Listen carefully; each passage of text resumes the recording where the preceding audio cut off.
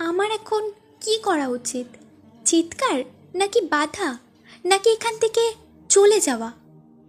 আবিরকে কতই না ভালো ভেবেছিলাম, কিন্তু আবির মিষ্টির দিকে তাকায়। মিষ্টি আবিরের হাত ধরে বলে, দেরি করছেন কেন?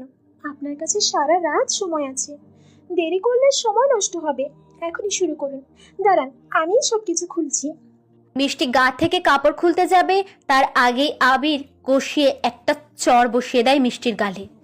মিষ্টি বোবার মতো তাকিয়ে আছে আবিরের দিকে, আর নেহা তাকিয়ে আছে অবাক হয়ে। আবির বলে, এত প্রতিদান দেওয়ার শখ? তাহলে যে মা তোমাকে জন্ম দিয়েছে তার কথা শুনে কেন প্রতিদান দিচ্ছ না? যে বাচ্চা মেয়ে সারাটা সময় তার আপার সঙ্গ চায় তার প্রতিদান কেন দিচ্ছ না? আমি চাইলে তোমার মতো অল্প দামের মেয়েকে নয়, বরং আরও দামি কোনো মেয়ে বা মডেলকে প্রতি রাত নিজের আনন্দ করার জন্য ব্যবহার করতাম। বুকারি হাদিস আছে, এক ভিক্ষুক নবীর কাছে ভিক্ষা চাইতে আসে। নবীজি তাকে বলে, কেন তুমি ভিক্ষা করছো? ভিক্ষুকটা বলে, হুজুর, আমার কাছে একটা জামা আর একটা গিলাস ছাড়া কিছুই নেই। নবীজি তাকে সেগুলো আনতে বলে। সেই দুটো জিনিস নিলামে 2 দিরহাম দিয়ে বিক্রি করে। 1 দিরহাম প্রথম দিয়ে বলে, যাও বাড়িতে খাবার কিনে দিয়ে আসো। বাকি 1 দিরহাম দিয়ে কুড়োল কিনতে বলে। সেই কুড়োল দিয়ে ভিক্ষুককে গাছ কেটে উপার্জন করতে বলে। আসলে নবীজি চাইলে সব টাকা হাতে দিয়ে ভিক্ষুককে পাঠিয়ে দিতে পারতেন, কিন্তু না, তিনি উপার্জনের রাস্তা দেখিয়ে দিয়েছে, যেন সে ভিক্ষা নয়, কাজ করে খেতে পারে। কষ্ট করে উপার্জনের মাঝে বরকত আছে। তুমি চাইলে সেগুলো করতে পারতে, এমন পথ না বাঁচলেও পারতে। মিষ্টি কিছু সময় আবিরের দিকে তাকিয়ে রইল। এরপর শব্দ করে হাসতে লাগলো মিষ্টি। আবির মিষ্টির হাসি দেখে কপাল কুঁচকে তাকালো। মিষ্টি বলে, আমার মতো এমন হাজারটা মেয়ে পড়ে আছে, সবার গল্প একই রকম হয় না। আমিও তো কাজের জন্য গিয়েছিলাম আদনান সাহেবদের বাড়িতে, কিন্তু ওই হৃদয় নেশা করে এসে আমাকে ধর্ষণ করে। হৃদয়ের বাবাকে সব বলতে আমাকে লাথি মেরে অনেকগুলো টাকা দিয়ে বের করে দেয়। কই, সেদিন তো কেউ কিছু বলেনি আমাকে। আমিও তো কাজ করেই খেতে চেয়েছিলাম। এরপর আস্তে আস্তে আমি এই কাজে জড়িয়ে পড়ি। মায়ের প্রতিদান, তাই না? তিনি তো জানেই না আমার সাথে হৃদয় কি করেছিল। শুনুন আবির সাহেব, কাদায় পড়লে সবাই পাশে দাঁড়িয়ে বলবে, যদি দেখে হাঁটতিস তাহলে পড়তিস না। যদি পুরনো কাপড় পরতি তবে নষ্ট হতো না নতুন কাপড়। কিন্তু কেউ হাত বাড়িয়ে বলবে না, আয় উঠে আয়। আপনি ভুল করলে আপনাকে গালি দেওয়ার জন্য হাজারটা লোক পড়ে থাকবে, কিন্তু ভুল শুধরে দেওয়ার মতো কাউকে পাবেন না। লেকচার সবাই দিতে পারে, কিন্তু লেকচার শেষ করে তার কাছেই উপকার নিতে যান, সে সরলতার সুযোগ নেবেই। এটাই দুনিয়া। আর দুনিয়ার মানুষগুলো বড্ড হিংসুটে। 5 টাকার রুটি রাস্তায় পড়ে থাকলে তুলে দেওয়ার মতো কেউ নেই, অথচ নিজে সেই রুটি তুলে খেতে গেলে সবাই হাসবে আর বলবে, পড়ে থাকা রুটি খাচ্ছে, কি নির্লজ্জ। আবির স্তব্ধ হয়ে যায়। কোনো কথা বলতে পারছে না ও। নেহাও কখন যে কেঁদে ফেলেছে খেয়ালই করেনি। আবির কিছু না বলে ঘর থেকে বের হয়। মিষ্টি বিছানা থেকে নেমে আবিরকে পিছন থেকে ডাক দেয়। শুনুন আবির সাহেব, সেদিন আপনার আর মায়ের কথাগুলো শুনেছিলাম, বুঝেছিলাম আপনি 8-10টা খারাপ ছেলেদের মতো না। সেদিনই বুঝেছিলাম, আমি যতই আপনাকে ডাকি না কেন, আপনি আসার পরেও আমাকে ছুঁয়েও দেখবেন না। এটা অহংকার নয়, ভালো মানুষের পরিচয়। আপনার জন্যই আমি কাজগুলো ছেড়ে দেব। উপকার যখন করলেন, তখন না হয় আরেকটা উপকার করবেন। কোনো ভালো জায়গাতে কাজ খুঁজে দিতে পারবেন, যেখানে নারী লোভী লোক কখনো সামনে আসবে না। আবির ফিরে তাকায় মিষ্টির দিকে। মিষ্টি দরজা ধরে আবিরের দিকে চেয়ে থাকে। আবির কিছু না বলে বাড়ি থেকে বের হয়। নেহা অনেক আগেই পরীর বাড়ি থেকে বের হয়ে গেছে। আবির একা হাঁটছে, পকেটে হাত গুজে সে হাঁটছে। এদিকে জিসান আর শাওন ফোনে কথা বলছে। জিসান শাওনকে বলছে, আবিরকে তুলে আনতে যাবো আমি। আর আমি মিষ্টিকে তুলে আনবো কাল রাতে। আবিরকে মারার পর মিষ্টিকে নিয়ে সারা রাত ফুর্তি হবে। ওকে, কালকে রাব্বি ভাইয়াকে সাথে নিয়ে ফুর্তি করা হবে। হৃদয়, আমি তুমি সবাই একসাথে মিষ্টিকে নিয়ে খেলা করব। ভাবতেই কেমন যেন আনন্দ লাগছে আমার। রাখি এখন, কালকে রাতে তাহলে রাব্বি ভাইয়ার গোডাউনে দেখা হচ্ছে। শাওন ফোন রেখে দেয়। দুজনেই বেশ খুশি, বিশেষ করে হৃদয় আরো বেশি খুশি, কারণ সে অনেক কিছুই করছে, কিন্তু কেউ কিচ্ছু জানছে না। এরপর থেকে সে রব্বিরের সাথে মিশে আরো বেশি কিছু খারাপ করার প্ল্যান করছে। আবির নেহাদের বাড়ির মেন গেটের দরজা ঠেলে ভিতরে প্রবেশ করে। কোনো দিকে না তাকিয়ে আবির বাড়ির ভিতরে হেঁটে যাচ্ছে। হঠাৎ শুনতে পেল আবিরকে কে যেন ডাক দিল। এই আবির? আবির পিছনে তাকায়, দেখে নেহা সেই গাছটার নিচে বসে আছে। আবির ভয় পায়। এই রাতে সে এখানে কাউকে দেখবে একদমই আশা করেনি। আবির নেহার কাছে গিয়ে দাঁড়ালো, সামনে এসে মাথা নিচু করে বলল, ম্যাম, আপনি এখানে? ম্যাম? আচ্ছা শোনো আবির, আমি তোমার সাথেই পড়ি, ক্লাসমেট। আজ থেকে আমরা ফ্রেন্ড। আমাকে ম্যাম বলবে না, নাম ধরে রাখবে, কেমন? আপনিই তো বারণ করেছিলেন, এমনকি নাম ধরে ডাকাতে চরও মেরেছিলেন। নেহা লজ্জা পায় আগের আচরণের জন্য। আবিরের হাত ধরে সে পাশে বসায়। আবির তাড়াতাড়ি হাত ছুটিয়ে দূরে সরে বসে। নেহা মুচকি হাসতে থাকে। সরি আবির, আগে চিনতে পারিনি তোমাকে। এই যে তুমি অনেক ভালো একটা ছেলে। মিষ্টির কথাগুলো আমি জানি, পরি আমাকে নিয়ে গিয়েছিল, আমি দেখে পিছু নিয়েছিলাম। ও আচ্ছা। আবির, হুম। তোমাকে একটা কথা বলি? জি বলুন। আগে আমাকে তুমি করে বলো। আচ্ছা বলো। আমার তোমাকে ভালো লাগে। আবির বসা থেকে উঠে দাঁড়ায়। আবির নেহাকে বলে, সেদিন জিশান কাগজে আপনাকে ভালোবাসি লিখে আমার পকেটে ঢুকিয়ে দিয়েছিল। ভুল করে আপনার সামনেই পড়েছিল। জিশান আপনাকে ভালোবাসে। আপনি সেদিন ভুল বুঝে আমাকে চরও মেরেছিলেন। ভার্সিটিতে ওই মেয়েটার গায়ে আমি ইচ্ছে করে হাত দিইনি। আমাকে কড়াভাবে র‍্যাগ দিয়েছিল, বাধ্য হয়ে করেছিলাম। কিন্তু আপনি ভুল বুঝে অনেক কথা শুনিয়েছিলেন। জিশান আপনাকে ভালোবাসে, আপনি গ্রহণ করবেন ওনারটা। আসি। আবির রুমে চলে যায়। নেহা আবিরের চলে যাওয়ার দিকে তাকিয়ে আছে। মনে মনে আবিরকে নিয়ে সে অনেকগুলো প্রশ্ন সাজাতে থাকে। আবির কে? কেন সে এমন রহস্য আর আকর্ষণ রেখে কথা বলে? কি আছে ওর মাঝে যেন বারবার এই আকর্ষণতার মাঝে হারিয়ে যায়? সে ইংরেজি জানে, তবুও প্রকাশ করে না, কিন্তু কেন? নেহা ভাবতে ভাবতে মনে পড়ে গেল কালোর ইংরাজি পরীক্ষা আছে, এখনো পড়া হয়নি। সে তাড়াতাড়ি করে রুমে যায়। দৌড়ে নিজের রুমে যাবে, তখনই মনে হলো একবার সে আবিরের রুমটা চেক করে যাবে সে কি করছে। নেহা হালকা করে দরজা খুলেই দেখে আবির ঘুমিয়ে পড়েছে। নেহা বিড়বিড় করে বলে, কালকের ওর এক্সাম আছে, আজকে ঘুমাচ্ছে? কি ছেলে এ? ম্যামের পরীক্ষায় যদি ভালো নাম্বার না নিতে পারে তবে ম্যাম আবিরকে ক্লাস থেকে বের করে দেবে। নেহা নিজের রুমে চলে আসে, বই মেলে পড়া শুরু করে। সকালে খুব তাড়াতাড়ি ঘুম থেকে ওঠে আবির। খাবার টেবিলে সবার খাবার দিয়ে আবির আর পরি নিচে বসে বসে খাচ্ছিল। পরি বলল, ভাইয়া আপা আইস থাইকা কইছে বাড়িতে থাকবো, আমারে কইছে তো স্কুলে যাইতে হইব না, আমি তো যাই। নেহা আপা আমার স্কুলে সব টাকা দেয়। তাহলে পড়াশোনাও করবি, কাজও করবি। আচ্ছা ভাইজান। নেহা নিচে আসে, দেখে আবির আর পরি নিচে বসে খাচ্ছে। নেহা টেবিলে এসে বসলো। আবির আর পরিকে ডাক দিল। আবির আর পরি দৌড়ে নেহার কাছে এসে দাঁড়ালো। নেহা বলল, আমার সাথে বসে খাবার খাও। Sorry ma'am. কি বললাম আমি? আমার পাশে বসো। আচ্ছা। পরি আর আবির নেহাদের টেবিলে বসে খেতে থাকে। সবাই অবাক হয়ে তাকিয়ে আছে নেহার এমন কাজ দেখে, কিন্তু নেহা কোনো ভ্রুক্ষেপ করে না। সে ওর মতোই খেতে থাকে। খাবার শেষ করে যে যার মতো বাড়ি থেকে চলে গেল। আবির একা বের হলো। কিছু দূরে আসার পর খেয়াল করে ওর পাশে নেহার গাড়ি এসে দাঁড়ালো। আবির একবার তাকিয়ে সামনে হাঁটবে, গাড়ির মধ্যে থেকে নেহা ডাক দিয়ে বলল, আবির, গাড়িতে উঠে বসো। না ম্যাম। তাড়াতাড়ি এসো, এক্ষুনি। আবির গাড়িতে উঠে বসে। নেহা গাড়ি চালায়। আবির জানালা দিয়ে বাইরের দিকে তাকিয়ে আছে। নেহা বলে, আজকে এক্সাম, তুমি তো কালকে রাতে একটুও পড়োনি, তাহলে কিভাবে লিখবা? জানি না, যা মনে আসবে তাই। ম্যাম কিন্তু অনেক বকবে। হুম। আবির শোনো, নিধির থেকে একটু দূরে থাকবে, মেয়েটার মতলব ভালো না। কেন? সে তোমার দিকে কেমন করে তাকায়, আমার ভালো লাগে না। কেন ভালো লাগে না?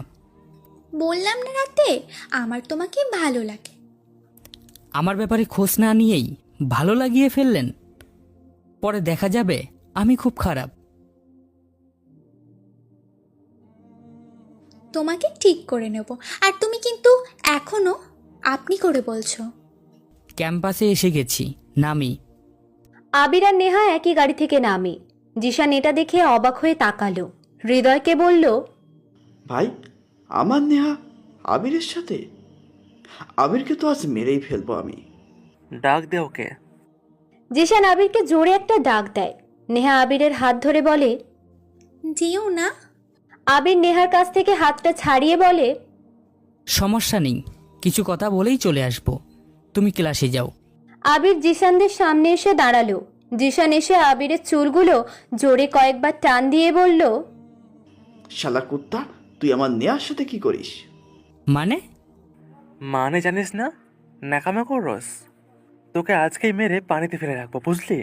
ভালোভাবে বলছি, তুই নেহার থেকে দূরে থাক, না হলে তোকে এমন কিছু করব তোর নিশানা অব্দি কেউ খুঁজে পাবে না। ভাই, আমি কখনো নেহার কাছে ঘেঁষিনি, কিন্তু আজকের পর ওর সাথে আমি প্রেম করব। তোকে দেখি আজকে কে বাঁচায়। যা বাঁচতে চাইলে চলে যায় এখান থেকে। আবির ওদের থেকে চলে আসলো। ওরাও একটু পর ক্লাসে এসে বসলো। কিছু সময় পর ম্যাম ক্লাসে আসে। সবাইকে আলাদা আলাদাভাবে বসিয়ে দিল। আবিরকে দিল সবার শেষে। ম্যাম বলল, আজকে ইংরেজিতে সাইকোলজির একটা গুরুত্বপূর্ণ অধ্যায় এক্সাম, মার্কস থাকবে 50। আশা করি সবাই ভালো করবে। ম্যাম সবাইকে খাতা আর প্রশ্ন দিল। সবাই ভালো মতোই পড়েছে। নুসু ম্যাম মাঝে মাঝে আর চোখে তাকাচ্ছে আবিরের দিকে। আবিরকে তিনি প্রতিদিনের মতো বেঞ্চে মাথা রেখে শুয়ে থাকতে দেখছে। একবারও লিখতে দেখেননি তিনি। এক্সাম শেষ হয়, সবাই খাতা জমা দিয়ে চলে গেল। দুজনের পর আবির খাতা জমা দেয়। ম্যাম বিরক্তি নিয়ে আবিরের খাতার দিকে আর তাকালো না। খাতা জমা নিয়ে তিনি চলে যান। সবাই এক্সাম নিয়ে গল্প করছে। নেহা আবিরের পাশে এসে বসলো। আবির বলল, প্রথম ব্রেঞ্চের মেয়ে আজ শেষ ব্রেঞ্চে কেন? না মানে আসলাম। কেমন লিখলা? জানি না। কি হতো যদি একটু পড়তে? তোমাকে ডাকলাম অনেকবার, কিন্তু তুমি বেঞ্চে মাথা রেখে সামনের দিকে তাকিয়েছিলে, কিছু লিখতে রেখিনি। নেহা চলে গেল। নিধি আর জয় আসলো। জয়কে বেশ চিন্তিত মনে হচ্ছে। নিধি আবিরকে বলল, সাদা খাতা জমা দিয়েছো? কিছুই তো লিখতে দেখিনি তোমার। কি করলা এতক্ষণ? গুনেছি। কি গুনেছো? সময়। আবির ক্লাস থেকে বের হয়ে ফুল গাছের নিচে এসে বসলো। নেহার দেয়া ফোনটা বের করে মেসেজ লিখে কাকে যেন পাঠালো। আবির ক্যাম্পাস থেকে বের হয়। পকেটে হাত গুজে সে চলে আসে। নেহাদের বাড়িতে এসে সারাদিন কাজ করে। রাত 10টা। আবিরও রুমে বসে আছে। কালো প্যান্ট, প্যান্টের সাথে চেন কভার জুতো, আর জুতো সেই চেন কভারের ব্যাগ থেকে বের করা ওর প্রিয় জিনিসটা রাখা। সাদা টি শার্ট পরে আবিরও রুমে পায়চারি করছে। দুটো গাড়ি এসে নেহাদের এলাকাতে থামলো। তে একটা গাড়ি শাওনদের, আরেকটা গাড়িতে হৃদয়া জিসানদের। শাওন জিসানদের কাছে এসে বলল, আমি মিষ্টিকে তুলে আনতে যাচ্ছি, ওকেও আমার সাথে নিয়ে যাব, আর তারপর আবিরকে মেরে আমরা মস্তি করবো সারা রাত।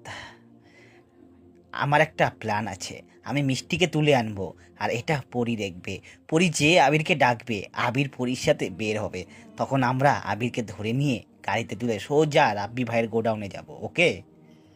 ওকে ব্রো, কাজ শুরু করে দাও। শাওন মিষ্টিদের বাড়িতে আসলো। মিষ্টিকে বাড়ি থেকে বের করে মুখের উপরে টেপ লাগিয়ে দিল। মাথায় একটা আঘাত করাতেই মিষ্টি জ্ঞান হারিয়ে পড়ে গেল। শাওন, ফয়সাল, সিফন মিষ্টিকে ধরে বাড়ি থেকে বের করে। আর পরি এটা দেখে দৌড়ে আবিরের কাছে যেতে থাকে। আবির নিজের ঘরে পায়চারি করছে। প্রায় রোজ রাতেই এমন সেজে পায়চারি করে। আবির আজকেও এমনটা করছে। বিছানায় বসতে যাবে, হঠাৎ কলিং বেল বেজে ওঠে। আবির দরজা খুলে দেখে পরি দাঁড়িয়ে আছে আর অনেক বেশি হাঁফাচ্ছে। কি হয়েছে পরি, তুই এত রাতে এখানে কেন? ভাইয়া শাওনেরা আসছে, আমারে মুখে ট্যাপ মাইরা মাথায় বাড়ি দিয়া তিনজন ধইরা তুইলা নিয়ে যাইতাছে। আপনি আমার আপারে বাঁচান, ওরা আমার আপারে মাইরা ফেলাবে। আমার আপারে আয়না দেন ভাইয়া। আচ্ছা চল। আবির পরীকে নিয়ে বাইরে বের হয়। পরি আবিরের হাত ধরে হাঁটছে। পরিদের বাড়ির কাছাকাছি যেতেই হৃদয় এসে আবিরকে পিছন থেকে লোহার রড দিয়ে জোরে একটা বাড়ি দেয়। আবির ধপ করে মাটিতে পড়ে। সাথে সাথেই জিসান এসে কালো কাপড় দিয়ে মাথার চোখটা ঢেকে গাড়িতে তুলতে যাবে। পরি চিৎকার দেওয়া শুরু করে। হৃদয় পরির পেটে একটা লাথি মারে। পরি ছিটকে পড়ে যায়। তবুও পরি চিৎকার করবে, ঠিক তখনই শাওন এসে পরীকে একটা ধাক্কা দিল। আর পরি গিয়ে পাঁচিলের সাথে ধাক্কা খায়। পরির মাথাটা ফেটে গেল। মাথা ফেটে রক্ত বের হচ্ছে। পরি সেখানেই জ্ঞান হারিয়ে পড়ে রইল। দুটো গাড়ি পরিচিত এলাকা ছেড়ে দূরে চলে যাচ্ছে। প্রথম গাড়িতে একটি সুন্দরী মেয়ে, যাকে কিনা সমাজের মানুষেরা বেশ্যা নামে চেনে।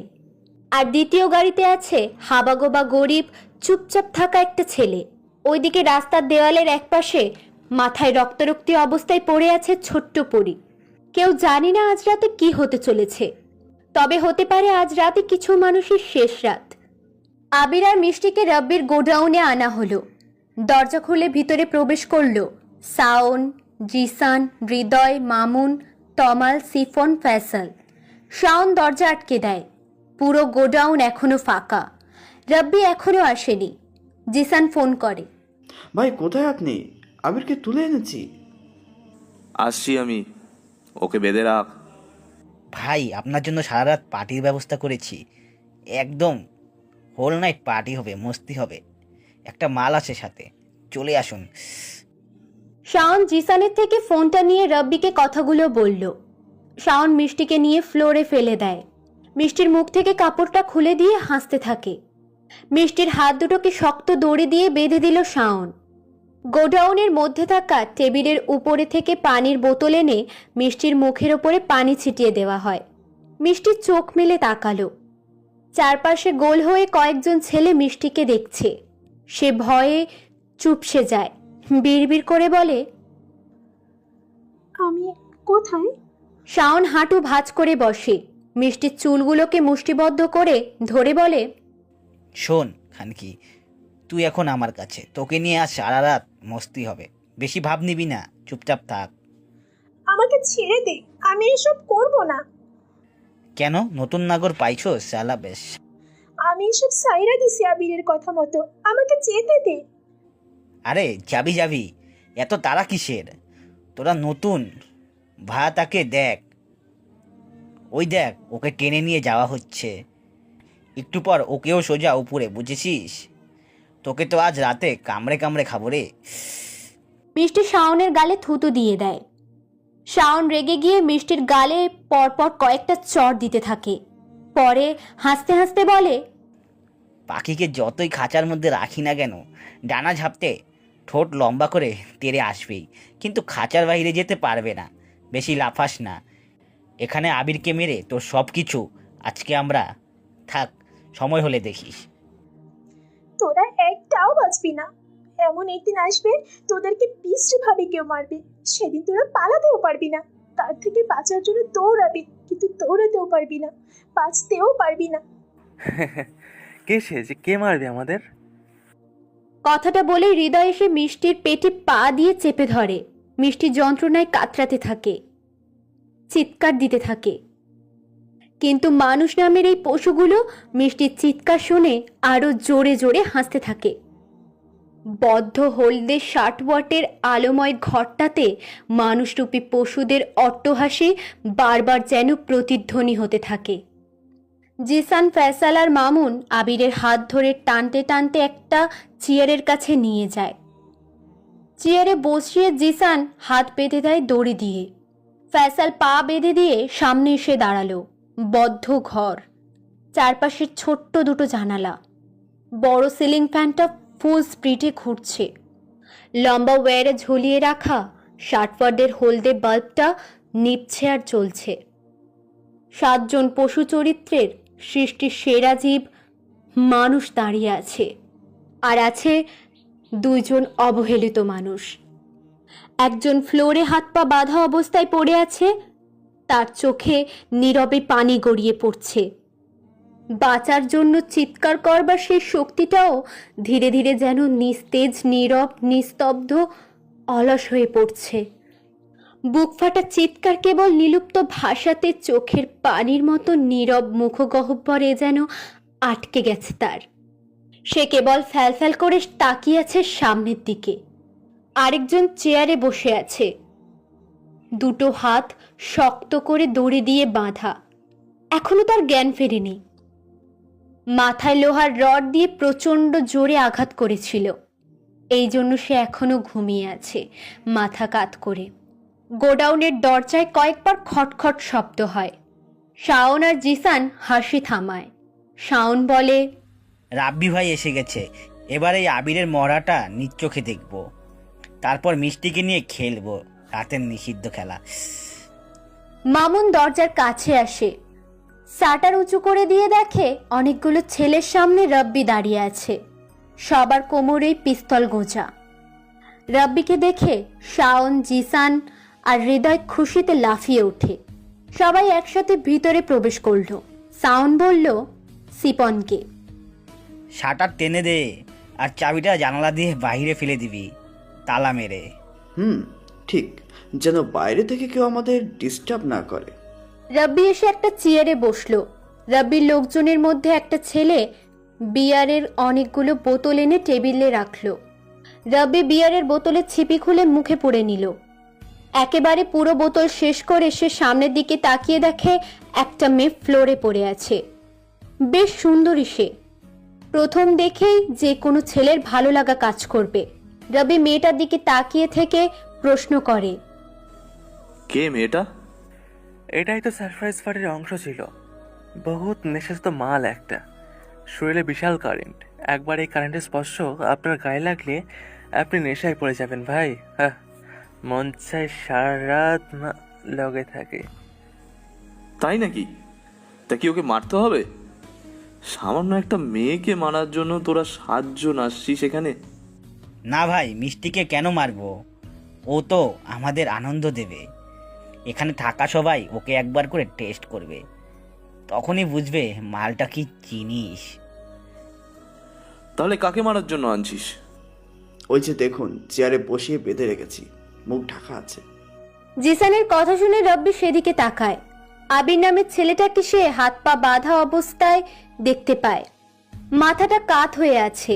ফয়সাল আবিরের কাছে দাঁড়িয়ে আছে। রাব্বি বলল, এই ছেলেকে মারার কি হলো?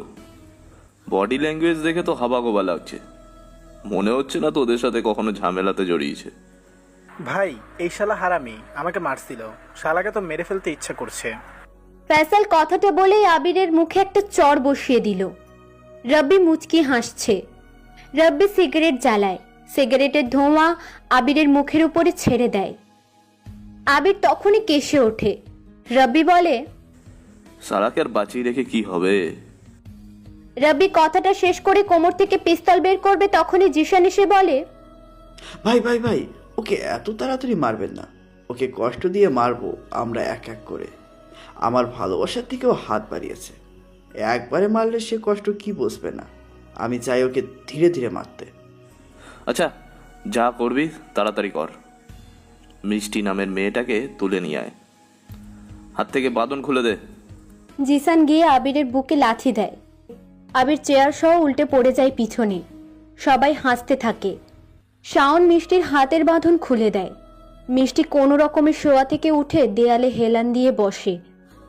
মিষ্টি কাঁদতে কাঁদতে বলছে, তোরা মানুষ না, কেন এইভাবে আমাদেরকে কষ্ট দিচ্ছিস? ছেড়ে দে আমাদের, আমাকে না হয় আটকে রাখ, কিন্তু আবিরকে ছেড়ে দে। ও খুব ভালো ছেলে, ও কখনো ঝামেলাতে জড়াতে চায়নি। আমার জন্য সে তোদের সাথে ঝামেলাতে গিয়েছে। ও তাই নাকি? তোর মতো মেয়ের জন্য আবার কোনো ছেলে ঝামলাতেও জড়ায়? চুপ মান, একটা কথা বললে গলা টিপে মেরে ফেলবো তোকে।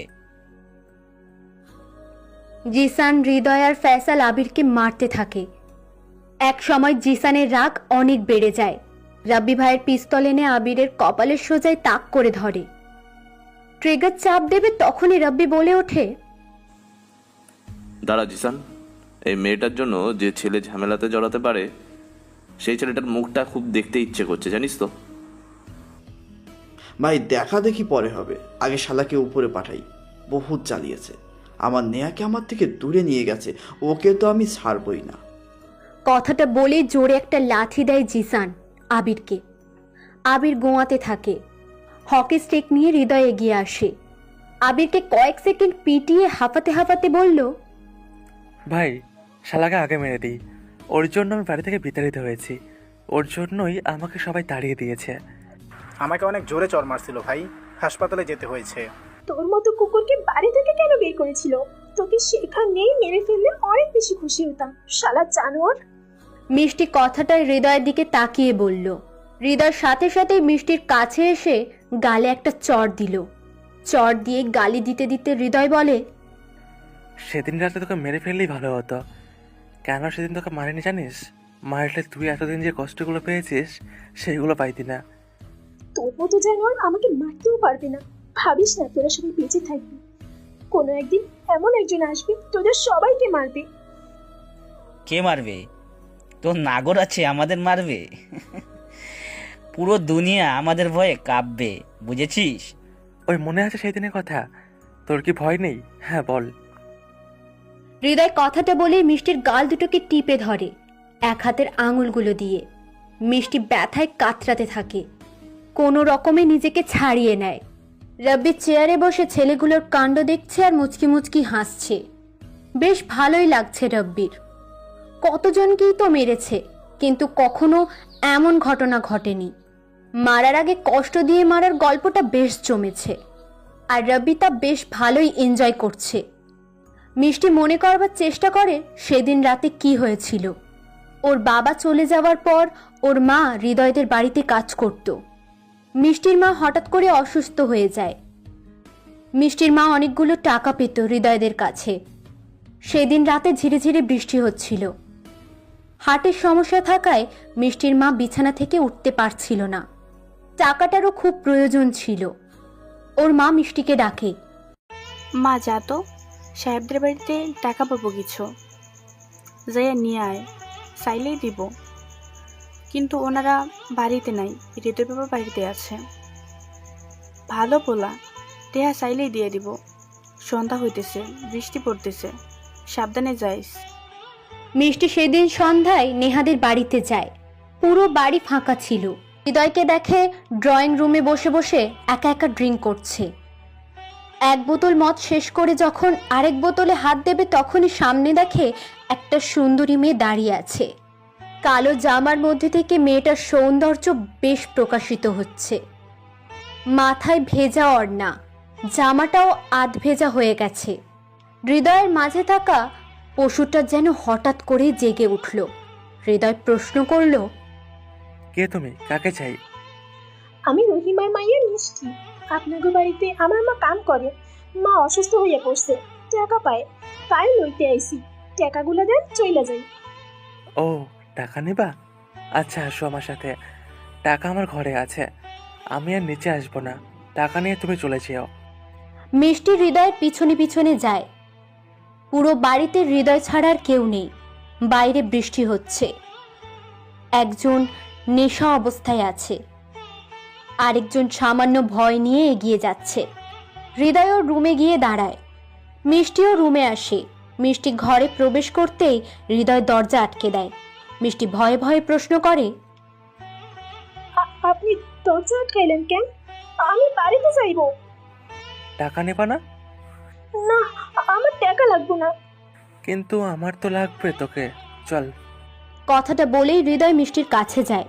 মিষ্টি কান্না করতে শুরু করে দেয়। মিষ্টির গাল জোড়াতে চর বসিয়ে দেয় হৃদয়। মিষ্টি বিছানায় গিয়ে পড়ে। হৃদয় আর দেরি করে না, মিষ্টির উপরে ঝাঁপিয়ে পড়ে। এরপর গা থেকে সবগুলো কাপড় হিংস্র বাঘের মতো টেনে ছিঁড়ে দিতে শুরু করলো। তারপর সবকিছু নীরব নিস্তব্ধ, কেবল বাইরে থেকে কুকুরের ডাকের শব্দ শোনা যাচ্ছে। রাত তখন 10টা বাজে। হৃদয়ের মানিব্যাগ থেকে অনেক টাকা বের করে মিষ্টির গায়ের উপরে ছুঁড়ে মারে। মিষ্টির গায়ে কোনো পোশাক নেই বললেই চলে। আদোচেরা পোশাক পরে টাকাগুলো সেখানেই রেখে মিষ্টি কাঁদতে কাঁদতে ঘর থেকে বের হয়। হৃদয় যেন যুদ্ধে বিজয়ী হয়ে জয়ের হাসি দিতে দিতে বলে, কি শান্তিটাই না দিলি। শোন, কাউকে কিছু বলবি না, না হলে তোর মাকে গিয়ে খুন করে আসবো। আর শোন, টাকা লাগলে চলে আসিস, প্রয়োজনে এক রাত আমার সাথে থাকবি। যা বাড়ি যা, আজকে শান্তিতে ঘুমো দেবো রে। মিষ্টি কাঁদতে কাঁদতে বের হয়। নিজেকে যেন মেরে ফেলতে ইচ্ছে করছে ওর, কিন্তু মার ছোট বোনের কথা ভেবে মরেনি। তারপর থেকেই মিষ্টি হয়ে যায় বাজারের নামকরা প্রস্টিটিউট। বেশি দামে তাকে এক রাতের জন্য কিনতে অনেক বড় লোকই প্রস্তুত। অথচ সেই মানুষদের বাড়ির পাশে শত শত মানুষ না খেয়ে ঠিকঠাক মতো না থাকতে পেরে মারা যায়। আর সেই বড়লোক মানুষগুলোই মিষ্টিকে এক রাতে কাছে পাওয়ার জন্য হাজার হাজার টাকা দিতেও প্রস্তুত। মিষ্টির গা থেকে ওড়না খুলে দেয় শাওন। মিষ্টি হাত দুটো দিয়ে বুক ঢেকে নেয়। সবাই উচ্চ স্বরে হাসতে থাকে। হৃদয় মিষ্টির দিকে তাকিয়ে এগিয়ে যায়। রাব্বি বলে, আরে ভাই, তোরা আবার কি শুরু করলি বলতো? তবে তোদের ড্রামা কিন্তু আমার খুব ভালো লাগছে, মজাও পাচ্ছি। কিন্তু এখন এসব থামা। মিষ্টিকে নিয়ে পরে মিষ্টি মুখ করা যাবে, বুঝেছিস? আগে যাকে মারার জন্য এনেছিস তাকেই মেরে নি। ছোটন, যা, বেটাকে একটা গুলিতেই মেরে লাশটা বাইরে ফেলে দিয়ে যা। ওকে মারবেন না প্লিজ, ওর কোনো দোষ নেই, ওকে ছেড়ে দিন। চুপ কর তুই, আগে চান্দুকে মেরে ফেলি, তারপর তোর কথা শুনবো। ভাই ভাই ভাই, আমি মারবো ওকে, আমার নেহাকে নিয়ে নিয়েছে ও। না, আমি মারবো না, ওর জন্য আমি বাড়ি ছাড়া। না ভাই, আমি মারবো, আমাকে মেরে সে হাসপাতালে পাঠিয়েছিল। আমিই মারি, ওর জন্য এ কয়েকদিন মিষ্টির সাথে রোমান্স করা হয়নি। দে মেশিনটা, দে আমাকে।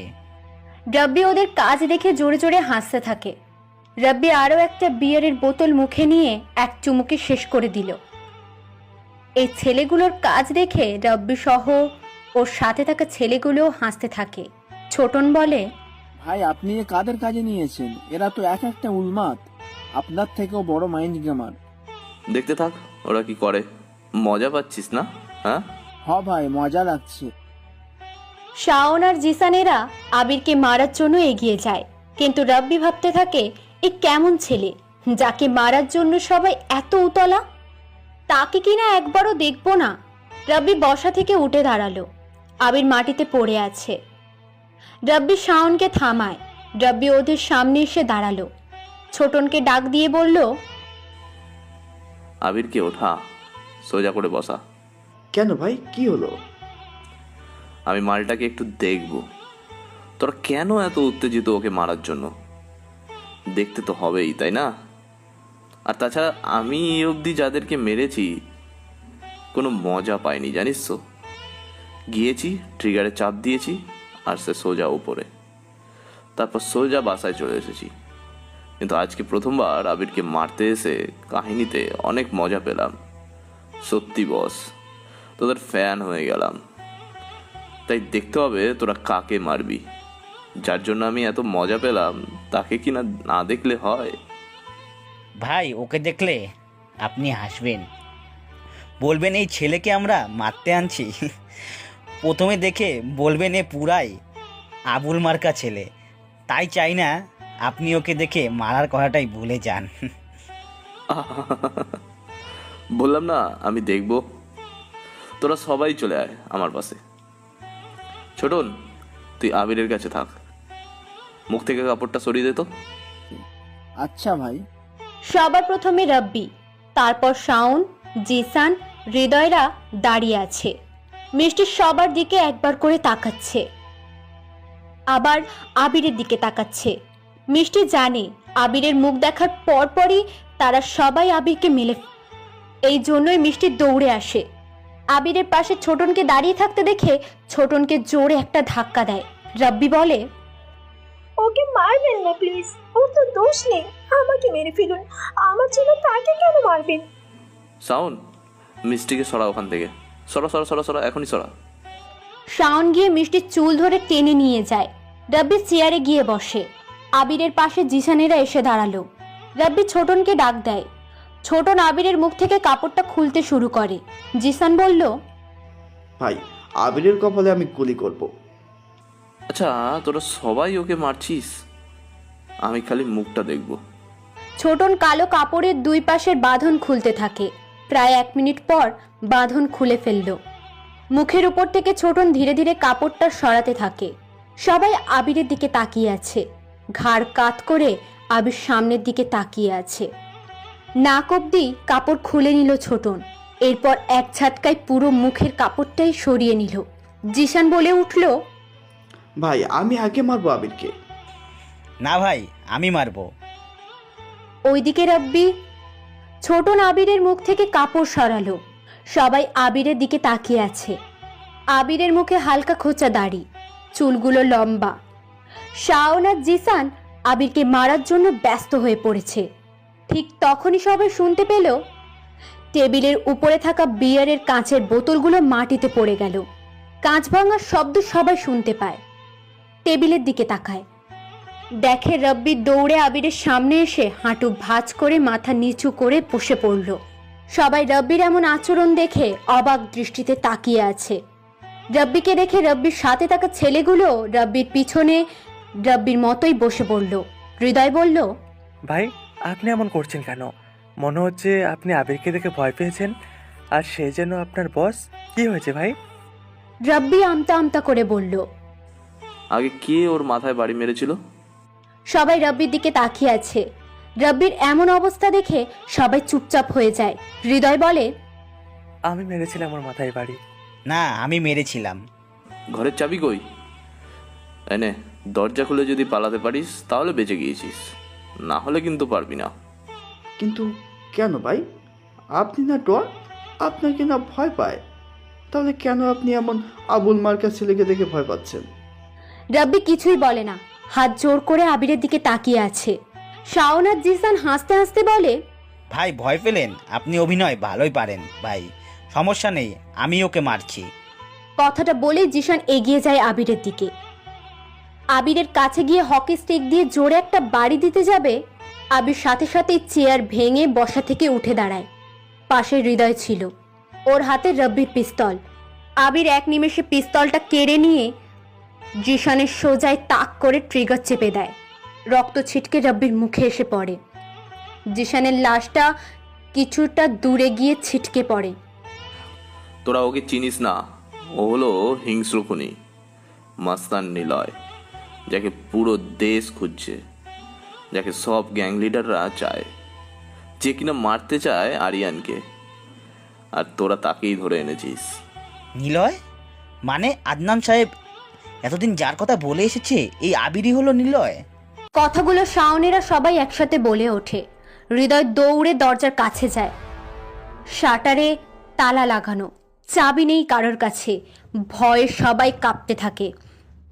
আবির কোনো কথা বলে না, কোমরে পিস্তলটা গুজে নিল। তারপর সোজা হেঁটে মিষ্টির কাছে যায়। মিষ্টিকে দুহাত দিয়ে ধরে দাঁড় করায়। চেয়ারের কাছে এনে চেয়ারের উপরে বসালো। টেবিলের উপরে সিগারেটের প্যাকেট দেখতে পায় আবির। প্যাকেট থেকে একটা সিগারেট বের করে ঠোঁটে দিয়ে রাব্বির দিকে তাকায়। রাব্বি দৌড়ে গিয়ে সিগারেটে আগুন ধরিয়ে দিয়ে আবারও একই জায়গায় গিয়ে বসে। মিষ্টি কেবল হাবার মতো তাকিয়ে আছে আবিরের দিকে। আবির সিগারেটে টান দিয়ে ধোঁয়া ছাড়তে ছাড়তে বলে, 10 জন মানুষ ভয় পেলে সে ডন হয় না, 10 জনকে মেরে মাটিতে ফেলে যে রেখে আসে সেই ডন। মিষ্টিকে প্রথম কে গায়ে হাত দিয়েছিল? ভাই, ওই শালা হৃদয় প্রথম মিষ্টির সাথে খারাপ ব্যবহার করে। মিষ্টিকে কে বেশি গালি দিয়েছিল? ভাই, শাওন সবচেয়ে বেশি মিষ্টিকে গালি দিয়েছে। নীলয় পিস্তল হাতে নেয়। কিছু দূর এগিয়ে গিয়ে ফয়সালের দিকে তাক করে গুলি করে। ফয়সালের বুকে গিয়ে গুলিটা লাগলো। ফয়সাল উড়ে গিয়ে জিশানের লাশের পাশে গিয়ে পড়ল। এতদিন সবাই শুনেছে নিলয় হিংস্র, আজ প্রথমবার সবাই নিলয়ের হিংস্র রূপটা দেখছে। শাওন দৌড়ে রব্বির কাছে যায়। রব্বির পিছনে দাঁড়িয়ে জোরে চিৎকার করে বলতে থাকে, ভাই আমাকে বাঁচান, ও আমাকে মেরে ফেলবে, ভাই আমাকে বাঁচান। নিলয় যাকে মারে তাকে মেরেই ছাড়ে। পৃথিবীর কোনো শক্তি নেই, এমনকি নিলয় নিজেও তার সিদ্ধান্ত পাল্টাতে পারে না। তোকে পৃথিবীতে আনা হয়েছে আল্লাহর আদেশে, মাধ্যম ছিল তোর বাবা। তোকে উপরে পাঠানো হবে, এটা আল্লাহর আদেশ, তবে মাধ্যমটা তোর এই বাপের। You are bad, I am your dad. কথাগুলো বলেই নিলয় এগিয়ে যায় শাওনের দিকে। শাওনের খুব কাছে যেতেই পিছন থেকে কে যেন নিলয়ের মাথায় জোরে একটা বাড়ি দিল। নিলয় ছিটকে ফ্লোরে বসে পড়ে। হাত থেকে পিস্তলটা ছিটকে যায় অনেকটা দূরে। যে মেরেছে সবাই তার দিকে তাকিয়ে আছে। সে হলো হৃদয়। হৃদয়ের হাতে লোহার রড, আর সে সেটা দিয়েই নিলয়কে পিছন থেকে মেরেছে। নিলয় উল্টে পড়ে রইল। হৃদয় নিলয়ের কাছে গিয়ে দাঁড়ায়।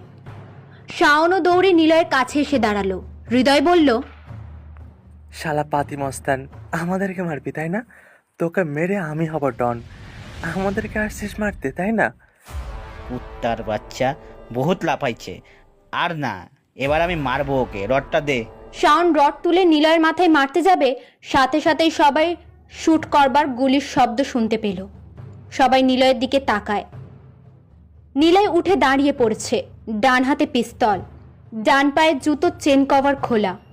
শাওন উড়ে গিয়ে পড়ে কিছুটা দূরে। শিপন, মামুন, তমাল আর হৃদয় রাব্বির মতো বসে পড়ল। মিষ্টি জোরে জোরে হাসতে থাকে। হাসতে হাসতে বলে, তোদের কিনা বলেছিলাম একজন আসবে যে তোদের সবাইকে মারবে, তখন পালানোর জন্য রাস্তাটাও পাবি না। দেখ, সেটা সত্য হয়ে গেল।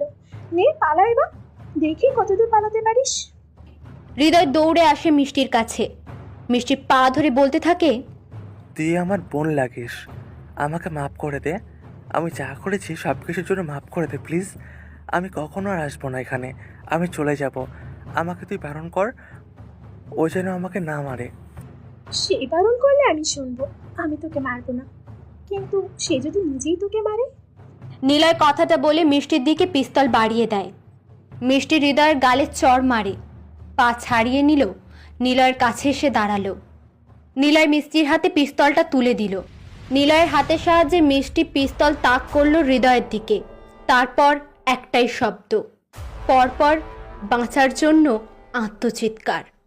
হৃদয়ের পেটে পরপর দুটো গুলি গিয়ে লাগলো। হৃদয় সেখানেই মারা যায়। নিলয় ওদেরকে, মানে সিপন, তমান, মামুনকে মেরে ফেলে। নিলয় টেবিলের উপরে গিয়ে বসে। বিয়ারের বোতল থেকে বিয়ার এক চুম্বকে শেষ করে মিষ্টির দিকে তাকায়। মিষ্টি দৌড়ে এসে নিলয়কে জড়িয়ে ধরে। মিষ্টি কাঁদছে। প্রথমবার সে এত খুশি হয়েছে। আজ থেকে মিষ্টি মুক্ত। সে আর কারোর কথায় চলবে না। সে নিজের মতো করেই থাকবে। নিলয় মিষ্টিকে বলে, সেদিন বলেছিলি দূরে বসে লেস্কার দেই, কাছে এসে কেউ সহ্য করে না, সবটা নিজের মতো করতে হয়। আমি তোমার কাছে এসে সবটা করলাম, এগুলো বাইরে কেউ জানবে না। আর রাফিককে বলার দরকার নেই। আমি এসেছি, লাশগুলো মেন রাস্তার পাশে গোল করে রেখে দিবি, রক্ত দিয়ে মাঝখানে লিখে দে, নিলয় দা কেজিএফ ইজ ব্যাক। এখানে থাকা বাকিরা যারা আছে তারা বাদে যদি অন্য কেউ জানে, তাহলে এখানে থাকা সবাইকে আমি মেরে ফেলবো। আমি এসেছি এখানে মিশনের জন্য, সো আপাতত আমার গোপন থাকাটা খুব দরকার। আর মিষ্টি শোনো, কালকে তোমার কথার কোনো উত্তর দেয়নি কেন জানো?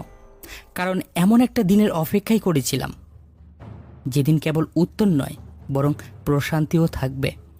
চলো। নিলয় গোডাউন থেকে বের হয়। তালাতে গুলি করে তালা ভেঙে শাটার খুলে বের হলো। রাব্বিরাও নিজেদের মতো চলে গেল। মিষ্টির হাত ধরে নিলয় এগিয়ে যাচ্ছে। মিষ্টি এখন সম্পূর্ণ মুক্ত। সে চারিপাশে সাহসের দৃষ্টি দেখছে, আর সেই সাহসটা দিচ্ছে নিলয়। নিলয়ের পাশে হাঁটছে মিষ্টি, আর চারপাশে মাথা তুলে দেখছে। বহু দিন ধরে সে এইভাবে হাঁটেনি, মাথা নিচু করে হেঁটেছে লোকেদের ভয়ে। আজকে সে মাথা উঁচু করে হাঁটছে। মিষ্টির বাড়ির সামনে আসে নিলয়। দূরে পরীকে দেখতে পায় ওরা, দৌড়ে পরীর কাছে আসে। এখনও সে তখন থেকেই পড়ে আছে। নিলয় পরীকে কোলে তুলে নেয়, পরীদের বাড়ির দিকে যেতে থাকে। এদিকে নীলার ঘুম ভেঙে যায় হঠাৎ করে। কিছু ভালো লাগছে না ওর, কেমন একটা অস্বস্তি বোধ হচ্ছে। নেহা ভাবল একবার আবিরকে ডেকে একটু গল্প করবে। ভাবতে ভাবতে সে আবিরের রুমের সামনে আসলো। সে এসে দেখে আবিরের দরজা খোলা। নেহা আবিরের দরজায় উকি দেয়। আবিরকে সে কোথাও দেখতে পায় না। আবির কোথায়? দরজা খোলা আছে, সে কোথায় তাহলে? বাহিরে আছে? কিন্তু কেন? আমার মতো কি তারও অস্থির লাগছে? কই দেখি তো বাইরে গিয়ে। নেহা উঠানে আসে। বাড়ির সামনের সব জায়গাতে খুঁজল আবিরকে, কিন্তু আবির কোথাও নেই। নেহা গাছের নিচে গিয়ে বসে। আকাশে চাঁদ উঠেছে বিশাল। নেহা চাঁদের দিকে তাকিয়ে আছে। শুনেছে চাঁদের দিকে তাকিয়ে নাকি নিজের অজান্তেই মনের সব কথা অনুভব করা যায়। নেহা ঠিক সেটাই অনুভব করছে। আর তার ভাবনাতে আবিরের চলাচল খুব বেশিভাবেই পরিলক্ষিত হচ্ছে। সে অকারণেই এখন আবিরকে নিয়ে ভাবছে। অনুভব করছে এমন জ্যোৎস্নাময় রাতের পরিবেশে আবিরের কাঁধে মাথা রেখে সে রাতের চাঁদ দেখছে। এদিকে আবির পরীকে নিয়ে মিষ্টির ঘরে আনলো। মিষ্টিকে পানি আনতে বলল। আবির পরীকে বিছানায় রাখে। মিষ্টি পানি আনে। আবির পরীর মুখে পানি ছিটে দিতেই পরী লাফিয়ে উঠে বলে, ভাইয়া ছাইড়া দে, আমারে ছাইড়া দে। আবির পরীকে ডাক দেয়। পরী তাকিয়ে দেখে আবির ওর সামনে বসে আছে, আর তার পাশে বসে আছে ওর আপা। পরী একবার আবিরকে জড়িয়ে ধরল, তারপর মিষ্টিকে জড়িয়ে ধরে বলল, ওরা নেই, তোর ভাইয়াকে দেখে ওরা সবাই চলে গেছে, আর আসবে না। পরী কাঁদতে কাঁদতে মিষ্টির কোলে মাথা রেখে ঘুমিয়ে পড়ল। আবির পরীর মাথায় হাত বুলিয়ে দেয়। মিষ্টি ঘর থেকে বের হয়। মিষ্টি পরীকে বালিশে রেখে বাইরে আসলো। আবির নামধারী নিলয় পিছনে না তাকিয়ে হনহন করে হেঁটে যাচ্ছে। মিষ্টি দরজার কাছে দাঁড়িয়ে নিলয়ের চলে যাওয়া দেখছে। নিলয় মিষ্টিদের বাড়ি থেকে বের হলো। পকেটে হাত গুজে সে হাঁটছে আর মনে মনে ভাবছে, এই শহরটাকে আমি আমার মতো করে নিব। আমার পথে যে বাধা হবে তাকেই আমি মেরে ফেলবো। আবির নামধারী নিলয় মুচকি হাসতে হাসতে নেহাদের বাড়ির মধ্যে প্রবেশ করে। ভিতরে চলে আসবে তখনই চোখ আটকে যায় সবচাইতে সুন্দরী সুহাসিনী নেহা নামে মেয়েটার দিকে। আকাশের দিকে তাকিয়ে নেহা চাঁদ দেখছে আর মুচকি মুচকি হাসছে। নিলয় নেহার পাশে গিয়ে বসলো। নেহা খেয়াল করেনি আবির নামধারী নিলয় এসেছে। নিলয় নেহার পাশে এসে বসে চাঁদের দিকে তাকালো। চারপাশটা যেন রোম্যান্টিকতায় ছোঁয়া। দুজন বিপরীত লিঙ্গের মানুষ নীরব পরিবেশে বসে জ্যোৎস্না বিলাস করছে।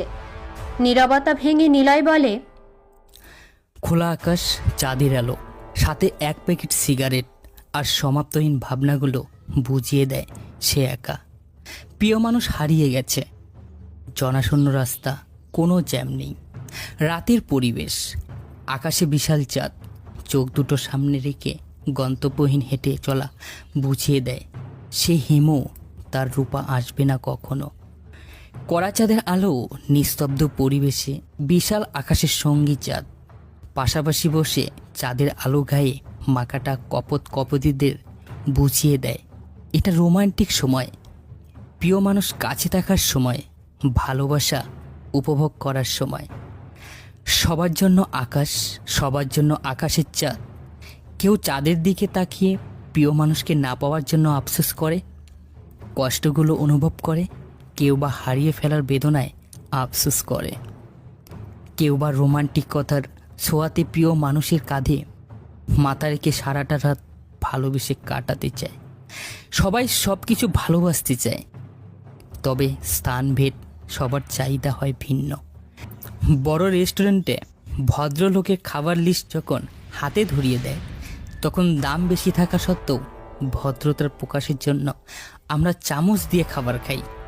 আবার রাস্তার পাশে খোলা রেস্টুরেন্টে বসে 2 টাকা সিংড়ার বদলে যদি 5 টাকার সমস্যা অফার করি তখন যেন মনে হয় টাকা সব শেষ। সবাই সব কিছুই ভালোবাসে, কিন্তু স্থান ভেদ চাহিদা হয় আলাদা। তুমি কিসের জন্য বসে চাঁদ দেখছো? শুনো, তোমাকে একটা কথাই বলি, তুমি সেটাই চাইবে যেটা তোমার আয়ত্তের মধ্যে আছে। আয়ত্তের বাইরে চাইতে গেলে হয় তুমি হারবে, না হয় হারাবে। তবে সব কিছু চাওয়ার জন্য সাহস দরকার। আসি। নিলয় বসা থেকে উঠে যাবে তখনই নেহা জোর গলায় বলে ওঠে, আমি তোমাকে চাই। তুমি আমার আয়ত্তের মধ্যেই আছো, আর তোমাকে চাওয়ার জন্য আমার সাহসও আছে। তোমাকে পাওয়ার জন্য নিজেকে হারাতেও প্রস্তুত আমি। নিলয় থেমে যায়। নেহার এমন কথা শুনে নিলয় ঠিক কী বলবে সে খুঁজতে থাকে।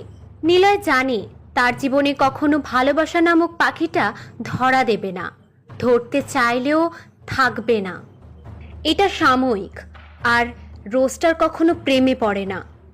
রোস্টারের প্রেম তো কেবল রক্ত আর পিস্তলের গুলি। আবির, তুমি ভাবছো তুমি কাজের ছেলে আর আমি বড় লোক ঘরের মেয়ে, এজন্য আমাকে ভালোবাসা যাবে না, তাই না?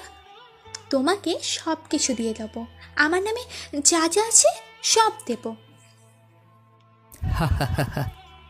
হাসছো কেন তুমি? এমনি। তুমি প্রতিষ্ঠিত না হওয়া অবধি আমি তোমার জন্য অপেক্ষা করব। কিন্তু আমি অপেক্ষা করি না। কেন? সময় স্রোত, আর আবির কখনো কারোর জন্য অপেক্ষা করে না। এত কঠিন করে কথা কেন বলছো? তুমি আমার মতো পড়াশোনা করে বড় কিছু হবা। শুভরাত্রি। নিলয় আর দাঁড়ালো না নেহার সামনে। রুমে এসে সে দরজা আটকে দেয়। পায়ের জুতোর কভারের থেকে পিস্তলটা বের করে কিছু সময় সেটার দিকে তাকিয়ে রইল। এরপর আবির পিস্তলটি ব্যাগের মধ্যে রেখে দিয়ে শুয়ে পড়ল। মজার ব্যাপার হলো, নেহা অন্ধকারে নিলয়ের মাথার পিছন থেকে রক্ত পড়ছিল সেটা খেয়াল করেনি। নিলয় আর কিছু ভাবে না, রান্নাঘরে গিয়ে ফ্রিজ থেকে কয়েকটা বরফ নিয়ে মাথায় দেয়। আবির, দরজা খোলো। আবির, দরজাটা খোলো। নিলয় লাফিয়ে ওঠে। চিৎকারটা নেহার গলা থেকেই আসছে। নেহা নিলয়ের ঘরের সামনে দাঁড়িয়ে আছে। নিলয় তাড়াতাড়ি গিয়ে দরজা খুলে দিল। নেহাকে দেখে বলল, কি হয়েছে ম্যাম? সরি ম্যাম, আমি তাড়াতাড়ি উঠতে। আব্বু তোমাকে ডাকছে। হৃদয় ভাইয়া, জিশান, মামুন, তমাল এরা খুন হয়েছে। রাস্তার পাশে ওদের লাশ পড়ে আছে। টিভিতে দেখাচ্ছে চাচুরা এসেছে আম্মুকে থানায় নিয়ে যাওয়ার জন্য। কেন? কারণ খুনগুলো নিলয় করেছে। টিভিতে দেখো, লাশগুলোর পাশে লেখা আছে রকস্টার ইজ ব্যাক। আব্বুকে সন্দেহ করছে সবাই, আব্বু তোমাকে ডাকছে। নিলয় আদনান সাহেবের রুমে যায়। নেহার ছোট চাচা কামাল সাহেব রুমে বসে আছে। কামাল সাহেব বলেন, ভাইজান, তোমার উপর সন্দেহ করেছে পুরো ফোর্স, তোমাকে থানায় যেতে হবে। কথাটা বলতেই কামাল সাহেবের ফোনে একটা ফোন আসে। রিসিভ করবার কয়েক মিনিট পর কামাল সাহেব বসা থেকে উঠে দাঁড়ান। কামাল সাহেব বলল, ভাইজান, আমার সেই অচেনা অফিসার তোমাকে বাঁচিয়ে দিল। সে শিওর কোনটা নিলয় করেছে, আর এতে তোমার কোনো সংযোগ নেই। আসছি, সাবধানে থাকবে। নিলয় হয়তো তোমার সাথে দেখা করতে পারে, এটা আমার অফিসার বলেছে। কামাল সাহেব চলে গেল। আদনান সাহেব মুচকি হাসছে। উনি ওনার কম্পিউটারে নিলয়কে নিয়ে আবারও লিখতে বসেছে। আবির নামধারী নিলয় আদনান সাহেবের সামনে গিয়ে দাঁড়ালো। আদনান সাহেব আবিরকে বলল, নিলয় এসে গেছে। সে ঠিকই আরিয়ানকে মারবে। এখন কেবল পুলিশ ফোর্স নয়, নিলয়কে খুঁজবে আরিয়ানের লোক। আবির, তুমি জানো নিলয় এই প্রথম কোনো ভালো কাজের জন্য কয়েকজনকে মেরেছে, আর এ অবধি যতজনকে নিলয় মেরেছে সবাই বড় ক্ষমতাধর লোক ছিল। ওদের কাছ থেকে ক্ষমতা কেড়ে নেওয়ার জন্য নিলয় সব কিছু করেছে। যাদেরকে মেরেছে তাদের ব্যাকগ্রাউন্ড চেক করে জেনেছি তারা সবাই খারাপ ছিল। তোমাকে টিচ করতো ভার্সিটিতে। মিষ্টির সাথে খারাপ ব্যবহার করেছে। আমি মিষ্টিকে প্রশ্ন করেছিলাম নিলয়কে সে দেখেছে কিনা।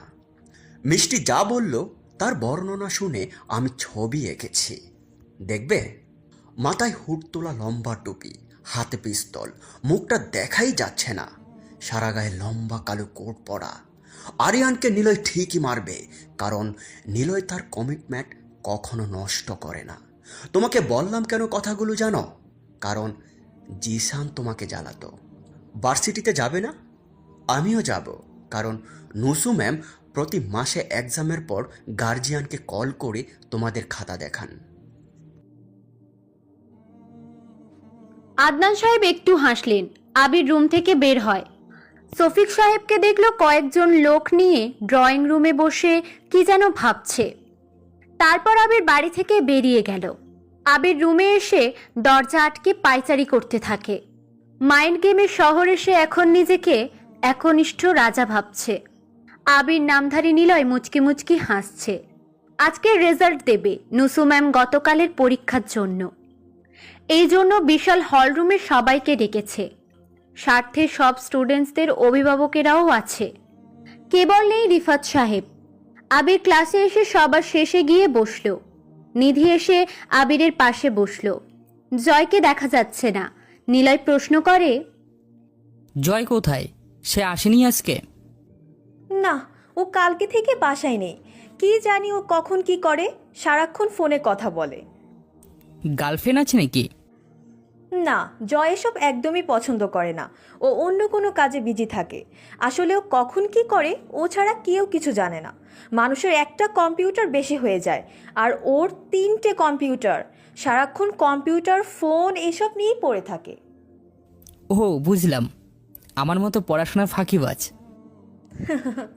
ঠিক বলেছ, বাট ও এক্সামে ভালো করে। আর শোনো, ক্লাস শেষে ওয়েট করবে। তোমার সাথে দরকার আছে। আচ্ছা। নুসু ম্যাম মাইকে কথা বলা শুরু করলেন। স্টুডেন্টসদের নিয়ে অনেক কথাই বললেন। এরপর অভিভাবকদের দায়িত্ব নিয়ে কিছু বললেন। যখন রেজাল্ট প্রকাশ করবে তখন নুসু ম্যাম কিছুক্ষণ চুপ হয়ে থাকলেন। নীরবতা ভেঙে উনি বললেন, আমি কখনো ধারণাও করতে পারিনি এমনটা হবে বলে। আমার 10 বছরের চাকরির জীবনে এমনটা কখনো হয়নি। আমার সাবজেক্টে অবধি কেউ ফুল মার্কস পায়নি। ভালো স্টুডেন্ট অনেক দেখেছি, বড় জোর 48 পেয়েছে। কিন্তু এবার সবটা পাল্টে গেছে। এই প্রথমবার কেউ 50 মার্কস পেয়েছে, আর সে হলো ক্লাসের সবচাইতে অভদ্র, বেয়াদব আর চুপচাপ থাকা ছেলে আবির। নাম ঘোষণা করার সাথে সাথেই সব স্টুডেন্টসরা পিছনে তাকায়। আবির বেঞ্চে মাথা রেখে শুয়ে আছে। আবির খেয়ালই করেনি ওর নাম ঘোষণা করা হয়েছে। নিধি আবিরকে ডাক দিল। আবির দাঁড়িয়ে যায়। নুসু ম্যাম ডাকে আবিরকে। নুসু ম্যামের কাছে গিয়ে দাঁড়ায়। তোমাকে দেখেছিলাম, তুমি কিছুই লিখছিলে না, তাহলে কিভাবে এত নাম্বার পেলে? আর কখনোই বা লিখলে? আপনি যখন তাকাচ্ছিলেন না তখন লিখেছি। তুমি বলেছিলে ইংরেজি তুমি পারো না। এমনি বলেছিলাম, দেখছিলাম শিক্ষিত মানুষেরা মানুষ চিনতে কতটুক ভুল করে। আবির ক্লাসরুম থেকে বের হয়ে গেল। নেহা এখন বুঝে গিয়েছে আবির একটা রহস্যময়। সে নিজেকে লুকিয়ে রাখতে ভালোবাসে। সে ইংরাজি পড়তে জানে, কিন্তু এতদিন সবার সামনে নিজেকে গোপন রেখেছে। কিন্তু কেন? প্রশ্নটা ওকেই করতে হবে। কিন্তু রহস্যময়রা কখনো কোনো প্রশ্নের সঠিক উত্তর দেয় না, উত্তরটা ঘুরিয়ে পেঁচিয়েই দেয়। আবির ক্লাসরুম থেকে বেরিয়ে দেখে আদনান সাহেব এসেছে। আদনান সাহেব নুসু ম্যামের সাথে দেখা করে ক্যাম্পাসে আসলো। আবির ক্যাম্পাসে বসে আছে। আদনান সাহেব নেহাকে নিয়ে চলে যাবেন ঠিক তখনই 15টা প্রাইভেট গাড়ি ভার্সিটিতে প্রবেশ করলো। পুরো ক্যাম্পাস যেন সেই দিকেই তাকিয়ে আছে। এতগুলো গাড়ি কখনো ভার্সিটিতে আসেনি। গাড়িগুলো আসার পর আরো 20টা বাইক ভার্সিটিতে প্রবেশ করলো। পুরো ক্যাম্পাস তখন গাড়িতে ভর্তি। ভার্সিটির বিপি সহ পুরো এলাকার সব বড় লেভেলের লোকেরা আসতে থাকে। একটা গাড়ি আদনান সাহেবের কাছে এসে থামলো। নেহা আদনান সাহেবের পাশেই দাঁড়িয়ে আছে। গাড়ি থেকে একজন লোক নামলো। সে ছাতা মিলে দাঁড়িয়ে আরো কয়েকজন নামার জন্য দরজা খুলে দেয়। এবার যে গাড়ি থেকে নামলো সে হলো আরিয়ান, যাকে নিলয় মারতে এসেছে এই শহরে। আরিয়ানকে দেখে নিলয় বসা থেকে উঠে দাঁড়ায়। আরিয়ানের পাশে রাকিব এসে দাঁড়ালো। রাকিবের সাথে রব্বিও আছে। রব্বি নিলয়কে দেখিয়ে দিল রাকিবের কাছে এসে। রাকিব ইশারা করে নিলয়কে বলল, কাজটা যত তাড়াতাড়ি শেষ করো। আরিয়ান গাড়ি থেকে নেমে হাঁটতে থাকে। পিছনে একজন লোক ছাতা ধরে আরিয়ানের সাথে এগিয়ে যাচ্ছে। আরিয়ান একটা সিগারেট জ্বালায়। ভার্সিটির সবটা যেন নীরব হয়ে আছে। দূর থেকে কেবল আরিয়ানকেই দেখা যাচ্ছে। আরিয়ান আদনান সাহেবের সামনে এসে দাঁড়িয়ে সিগারেটের ধোঁয়াগুলো ছেড়ে দিয়ে বলল, নিলয় কোথায়? নিলয়কে আমি চিনি না। বাবার বন্ধু রাফাত পাঠিয়েছে আমাকে মারতে। প্রথম দিন ওর সাথে দেখা হয়েছিল, কিন্তু নিলয় তখন ছিল আমার খুব কাছের, খুব সাধারণ একজন। এখানে আসার আগে সে আমাদের লোকেদেরকে পিটিয়ে এসেছে। প্রথম দিন ওকে পাত্তাই দিইনি আমি, তাই নিলয়কে দেখিনি। আমি জানি সে এসেছে, আর আপনিও সেটা জানেন। প্রথম দিন যদি নিলয়কে মারতাম তাহলে এত কিছু ভাবতে হতো না। রাকিবের থেকে জেনেছি নিলয় কোনো সাধারণ পাতি মাস্তান না। সে চাইলে সব কিছু ধ্বংস করে দিতে পারে। ওকে আমার চাই, না হলে আপনাকে তুলে নিয়ে যাব আমি। দেখুন মিস্টার, আপনাকে আমি চিনি না, আর আমার বাবা একজন সাংবাদিক, লেখকও। উনি কারোর ব্যাপারে লিখতেই পারে, কিন্তু তার সাথে যে সম্পর্ক থাকবে এমন তো না। আমার বাবা কোনো মস্তানিকে সাপোর্ট করে না। সো নিলয়কে খুঁজতে চাইলে ওর জায়গায় গিয়ে খুঁজুন। আমার বাবাকে শুধু শুধু জ্বালাবেন না, এর ফল কিন্তু ভালো হবে না। আরিয়ান সিগারেটে জোরে একটা টান দিল। তারপর সিগারেটটা ফেলে দিয়ে কোমর থেকে ছুরি বের করে ছাতা ধরে থাকা লোকটার পেটে চালান করে দেয়। সাথে সাথেই সবাই ভয়ে পিছিয়ে গেল। আরিয়ান ছুরিতে থাকা রক্তটা নিজের কোটে মুছে নিয়ে আদনান সাহেবের দিকে তাকিয়ে বলল, আপনার মেয়ে অনেক সুন্দর তো। নাম কি? Neha. Nice name, Aryan plus Neha. Wow, দারুণ কম্বিনেশন। শোনো নেহা, সবার সামনে আমার লোককে মারলাম, কেউ ভয়ে আমার কাছে আসবে না। সো তুমিও কিছু করতে পারবে না। প্রথম দেখাতে তোমাকে আমার ভালো লেগেছে। I love you Neha. সময় বুঝে তোমাকে আমার কাছে নিয়ে যাব। Good bye. আরিয়ান চলে যায়। সাথে ক্যাম্পাসে আসা প্রত্যেকটা গাড়িও চলে যায় এক এক করে। নিলয় দাঁড়িয়ে এক দৃষ্টিতে তখনও সব কিছু দেখছিল। নিলয়ের ফোনে কল আসে। নিলয় ফোন রিসিভ করেই আবির বলে, নিলয় আরিয়ানকে মারবে। কবে কখন মারবে সেটা একমাত্র নিলয় ডিসাইড করবে। নিলয় ফোনটা কেটে দেয়। আরিয়ানকে সময় মতো সে মারবেই। কিন্তু নিলয় যেমন সাধারণ কোনো মস্তান না, তেমনি আরিয়ানও কোনো সাধারণ কেউ না। আদনান সাহেব নেহাকে নিয়ে চলে যায়। নিলয় একা বসে আছে। পুরো ক্যাম্পাস আস্তে আস্তে ফাঁকা হতে থাকে। নিলয় চলে আসার জন্য বসা থেকে উঠে দাঁড়ালো। ঠিক তখনই ভার্সিটির দপ্তরি এসে বলল, আপনার নাম আবির? নুসু ম্যাম আপনাকে ওনার অফিস রুমে ডাকছে।